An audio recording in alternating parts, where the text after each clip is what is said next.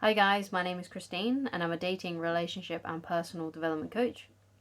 And today I'm talking about what makes a woman excited about a man. Okay.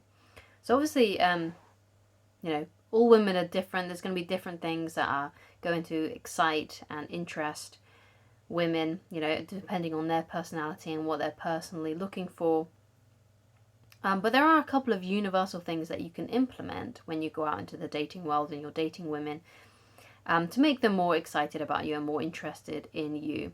But the thing is with this, is the things I'm going to talk about today, is that it's really important that if you're going to do these things, that you make it a part of who you are so you can maintain it throughout the relationship. Because if you act a certain way in the beginning and she falls in love with you, and then you stop acting that way after time goes by, then she's going to fall out of love with you. So you've got to be able to integrate these things into your personality. And they're not too difficult to do. But if you are watching this video and after you've learnt these things, you think, oh yeah, there's no way that I'm going to be able to put these into my personality. That's fair enough. You can find someone, pretty sure you can find a woman who will love you for the personality that you already have. But an interesting thing about personality is this, okay? Yes, there are certain things that you are going to be that are natural to your personality because let's say they've been inherited, for example. So let's say your history, your ancestors, your parents and your grandparents, they had a personality type that was, let's say, maybe quite grumpy, right? And because you grew up in that environment and because it may be part of your DNA, then maybe you can't help but be a little bit grumpy from time to time just because of the conditioning and the fact that it's probably inherited. But there are some things that you can learn and develop into your personality, and you can make it into a skill. You can make it into who you are. Okay. So your personality isn't necessarily always set in stone. There are things you can add into your personality as long as you sort of like maintain it. Okay. But all you really need is awareness of these things. When you're aware of these things, then you've already one step into making them a part of your personality. Sometimes you just need to be woken up a little bit to the ideas of these sort of things for them to become more in the forefront of your mind, and therefore you're more likely to act it out. Okay? So, yes, there are certain parts of your personality that are probably set in stone, but also there are things that you can unlearn or learn and make them a part of your personality. Okay? But it's very important that you do that. It's very important that you make these a part of your personality. Okay? But if you're not willing to do that, that's fine. If you want to be how you've always been, then fine. You can absolutely do that. There's nothing wrong with that. Okay? But maybe just be open, right? Open to the possibility that you can change, who you are, or you can add things to your personality. Okay, so let's get into the things, right? Because we're 3 minutes in already, and I'm already not giving you the tips yet. Okay, so one of the things that makes a woman excited about a man is mystery, because mystery is exciting, right? Because maybe she doesn't know what time you're gonna call her. Maybe she doesn't know when you're gonna meet up next. Maybe she doesn't know where the next surprise is coming from. That's really important when you actually get into a relationship, in order to keep the mystery alive long term, to be not always be predictable, to not always have a safe routine, even though, because it's very easy to slip into routines when you get into a relationship. So it's a good idea to be able to shake things up a bit every so often so you can maintain the mystery and keep things interesting, okay? Not just for her, but for yourself. So how can you implement mystery then when you're dating? So this is not always texting her at the same time. So let's say, for example, you have a habit of texting women you like straight after you've finished work or before you go to work, okay? Or when you wake up in the morning, something like that. Don't always do that. Make it a surprise.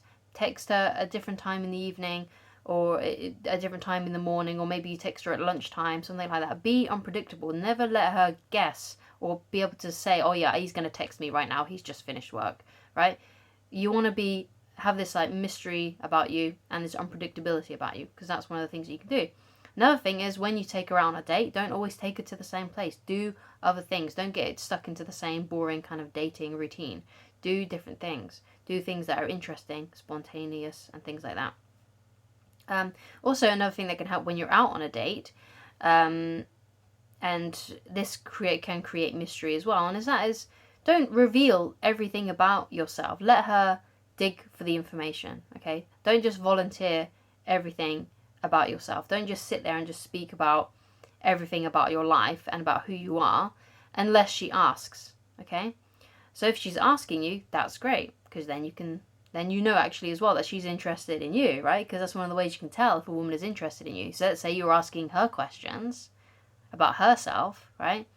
If she's interested in you and she's not self-centered or anything along those lines, she'll ask about you as well. So let's say you're asking her about what her favorite movie is, and she's talking about it. And if she's interested in you and wants to know who you are as a person, she'll ask you the same question. She'll be like, "Oh, so what about you? What's your favorite movie?"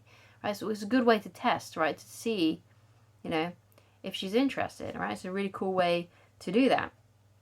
Okay, so, and as well, when you make dates, don't them always be on the same day, or maybe change the times up a bit, because maybe you're really busy, right? And maybe you only do have Saturdays to go out on dates, right? But maybe you can change the times, right? So let's say that your first date you met at 7 p.m. on a Saturday.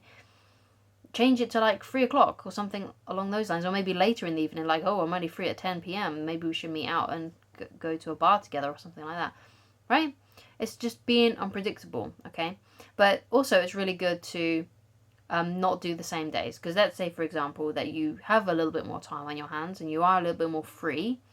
Like let's say you meet out for your first date on a weekend, but then the next time you ask her out do you ask to see her on a weekday, right? In the evening.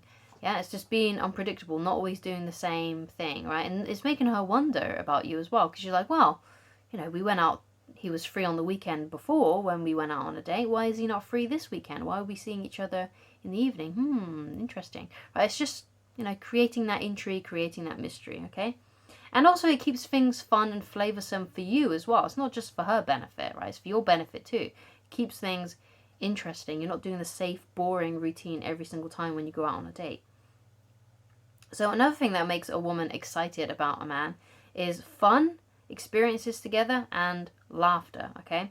So this is where it might not be a part of your personality, because let's say you feel like you are more part of, let's say you're more grumpy, for example, right? But so this is a thing that you may need to work on, okay? Because generally, even people who, because, there's that quote that says, misery loves company. Now, even though that's true to a degree, like two people who hate the same kind of circumstance, whatever it may be, do have a good time complaining about their lives. But even people who are grumpy like to be around someone who actually gives, really makes them laugh and gives them a belly laugh, right? Right? Even people who are grumpy are more inclined to hang out with someone that makes them feel good, as opposed to the one that sits with them and wallows in their misery with them, okay? And also, if you're always miserable and talking about miserable things, eventually they're going to get sick of it, because maybe one day they're actually in quite a good mood and then they hang out with you, but you're still miserable and complaining about things. Now, if you're really miserable, then maybe there's something going on there and you need to speak to a doctor about it, right? Don't just, if you think something's up, right, and it's not part of your personality, then please go and get some professional help, okay? Because I'm not saying that you should not, you should stifle down your emotions and things like that. You shouldn't, but you should be putting it out in the appropriate outlet, okay? A woman that you've just gone on one date with is not the appropriate outlet to complain about your life to, okay? The appropriate outlet is a therapist, okay? Especially if you're going through a lot of things and you're struggling, okay? It's not going to make a woman like you more when you unload all of your baggage and all of your misery. If you do have to talk about something that's quite upsetting, try and make it positive. Try and put a positive twist on it, okay? So let's say you, for example, let's say you just really dislike your job and you hate it to your core or something like that, right? So if she asks you a question like, so tell me about your job, and you're like, oh, yeah, you just sit there and you just complain about it. That's not going to make her more attracted to you.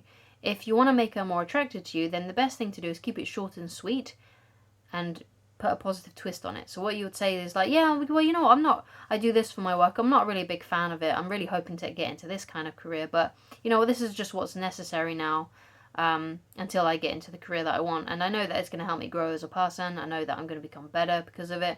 And I'm learning some new skills, even though it's not exactly what I want to do. And then you go on and you move on to a different topic, okay? That's how you put a positive twist on things. Yeah, you're showing that it's not what you want. You're showing that you're not exactly where you want to be in life. But you're not sitting there moaning and complaining about that and stewing and getting angry and getting upset about it and coming across like a negative Nelly, okay? Because like I said, even though that saying misery loves company is true, even people that are miserable still tend to prefer to be around people that uplift them, that make them feel happy and forget about their worries. And that's the kind of thing that you want to integrate into your personality. So when people are around you, they actually forget about their worries because you can facilitate a good time and you make them laugh and you're giggling and you're having a great time and you're just being laid back and just enjoying the moment and enjoying being around a new person and dating them and getting to know them. Because even if it doesn't work out, even if the date doesn't go well, or, you know, at least you got an opportunity to talk to a new human being and have a new connection and a new experience, right? Even if it doesn't work out, you've still got some value there because you've managed to connect with another human being. And that's kind of the way that you got to see dates that don't work out, where they lose attraction or things just don't work out for some other reason, right? You got to have that sort of mindset, okay? So when you're on a date together, then if you want to create more fun and laughter and more fun experiences together, then when you're talking, talk about topics that are interesting and fun, that the other person, that the woman likes to talk about, right? So for example, if she really lights up when she talks about her dog, then I'll get her to ask more questions about the dog, get her to talk more about her dog because she likes to talk about it, right? So get her to talk about things that she likes to talk about. That's a tip that I learned from How to Win Friends and Influence People. Great book, great wisdom, that you should definitely check out, okay? So even when you're on a mundane date, you can still make things fun as well. Because I remember, like, when me and my wife started dating, one of the things that we would do a lot on dates we would go just for a walk in the local park. And you'd think, oh yeah, that's quite a boring, mundane date. But if you're having a joke and you're having a laugh, even if you're doing something mundane and you're bringing that energy to it, you can even make cheap, mundane dates really fun and engaging and interesting for the woman that you're on a date with. And also it's fun for you as well, especially if you meet a woman who makes you laugh too and you're making her laugh, right? So it's good to enjoy and share that energy. It's always a good idea to find a woman who not only you're attracted to, but is a good companion because she makes you laugh and you have a fun time together, right? And that's the kind of energy that you want to bring to those dates as well, to make her more excited about you, okay? So thank you so much for watching. If you'd like to get in touch with me personally, then please go to www.christinelovage.com. And if you would like to, you can go and read my book for free also on that website, Attracting the Beautiful Woman of Your Dreams, to get more tips like the ones that you found in this video. And yeah, you don't need to sign up, you don't need to log in, it's just there to read on the website. Just go on the menu, click on the book, and it'll take you right there and you can read it straight away. But if you would like a physical copy, you can get one on Amazon, or you can get the Kindle version on Amazon as well, which is significantly cheaper. So thank you so much for watching, and I shall talk to you again very soon. Goodbye.